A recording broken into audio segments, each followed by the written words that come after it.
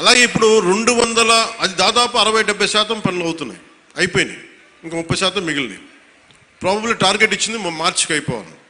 ఇప్పుడు మనం 211 కోట్లతోటి అదనపు అభివృద్ధి కోసం మనం ముందుకు తీసుకెళ్తాం. అంటే ఇది 26 కోట్లతోటి ప్రారంభమైనవి, మన పని పూర్తయినవి, ప్రారంభోత్సవాలు చేశాం. మీరు అడగాల్సింది గత ప్రభుత్వ నాయకులను వచ్చి, వాళ్ళు వారి పాలనలో ఏం చేశారని అడగాలి. వాళ్ళు తిమ్మేశారు అని చెప్పి నేను ఏం చెప్పాను, నా దగ్గర ఛానల్స్ లేవు. నేను లాస్ట్ టైం చెప్పాను, ఎలక్షన్ టైంలో 2016-17 టైం నుంచి మొన్న దాకా ఏం చెప్పాను, నాకు ఛానల్స్ లేవు. మీరే నా గళం, నా జన సైనికులకి, మా వీర మహిళలకి చెప్పాను. మీరే నా బలం. నాయకులకు ఒకసారి ఇష్టపడి రావచ్చు, ఒకసారి ఇష్టపడి వెళ్ళిపోవచ్చు, కానీ నా గుండెల్లో ఉన్నది మీరు నిరంతరంగా నాది ఉండరు, నాకు తెలిసిన. ఇది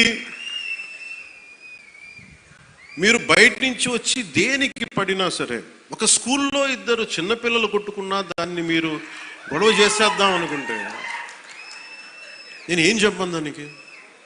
మీరు అక్కడ పులివెందులు అక్కడ వాళ్ళ సొంత బాబాయ్ గారిని చంపినా కానీ అది న్యూస్ కాదు. ఇక్కడ ఇద్దరు బిడ్డలు పుట్టిన కొట్టుకుంటాం, స్కూల్లో కొట్టుకోరా.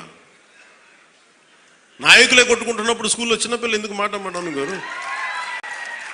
పెద్ద స్థాయి ఆలోచన పరిధుల నాయకులే మాట అనుకున్నప్పుడు చిన్నపిల్ల ఏదో అనుకుంటాం, దాని కులాలు పట్టుకొచ్చేస్తాం. మరి ఇదే మీరు అడగాల్సిన ప్రశ్న. మన జనసేన నాయకులు కూడా చెప్తున్నా, కూటమి నాయకులు కూడా చెప్తున్నా, పనిచేసే నాయకులు మీరు వెన్నంటి ఉండకపోతే, ఎలక్షన్లు అయిపోయింది, మా పని అయిపోయింది అంటే, నేను నిజంగా అలా అనుకోని ఉంటే ఈ రోజున మీకు ఉప్పాడ ప్రొటెక్షన్ వాళ్ళు ముందుకు వెళ్ళదు చెప్తాను. మీరు ఇన్ని సంవత్సరాలు ఎవరు తీసుకెళ్ళరు చెప్పండి.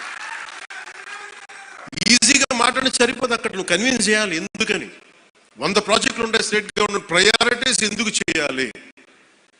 ఇలాంటి 1053 కిలోమీటర్లు ఆంధ్రప్రదేశ్ మొత్తం ఉంటే, అలాంటిది మొత్తం గుజరాత్ నుంచి అన్ని తీర ప్రాంతాలు, బెంగాల్ అన్ని తీర ప్రాంతాలు, తమిళనాడు, కేరళ ఉంటే ఇలాంటి సముద్రపు కోత గురవుతానే ఉంటాయి.